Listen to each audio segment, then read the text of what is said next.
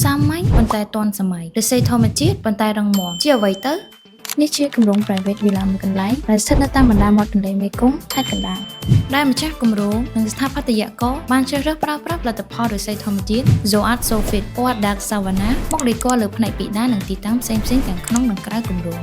ដោយសារតែទីតាំងគម្រោងនេះមានបរិយាកាសបើកចំហនិងត្រូវការសម្ភារៈដេគ័រណាដែលមានភាពរឹងមាំរយៈពេលយូរហេតុនេះហើយទើបស្ថាបត្យករបានជ្រើសរើសប្រើប្រាស់ឫស្សីធម្មជាតិ brand Zoat Sulfate មកដំឡើងនៅតាមទីតាំងសំខាន់ៗក្នុងគម្រោងនេះដូចជាទីតាំងទី1គឺគាត់បានប្រើប្រាស់ Zoat Sulfate ពណ៌ Dark Savannah នេះដំឡើងជាពិដាននៅជុំវិញគម្រោងទាំងមូលតែម្ដងដែលលើកសោភ័ណភាពគម្រោងឲ្យប្រណិតបែបធម្មជាតិទីតាំងទី2គឺសសរជុំវិញខាងក្រៅផ្ទះក៏បានប្រើប្រាស់ផលិតផលដូចគ្នាដែរដើម្បីឲ្យការរចនាមានភាពសមស្របនឹងស្ទាយតែមួយទីតាំងទី3គឺគាត់បានដំឡើងជាជញ្ជាំង cladding បែបនេះមើលទៅប្លែកនិងបង្កើនសម្រស់ធម្មជាតិនៅខាងក្នុងផ្ទះសម្រាប់ទីតាំងខាងក្នុងគម្រោងវិញមានដូចជាជញ្ជាំងនៅច្រកទ្វារចូលនិងជញ្ជាំងក្បាលគ្រែក្នុងបន្ទប់គេងក៏បានតុបតែងជាមួយ Zoat Sulfate ធ្វើឲ្យបរិយាកាសមើលទៅទាន់សម័យស្ងប់ស្ងាត់និងមានផាសុកភាពល្អ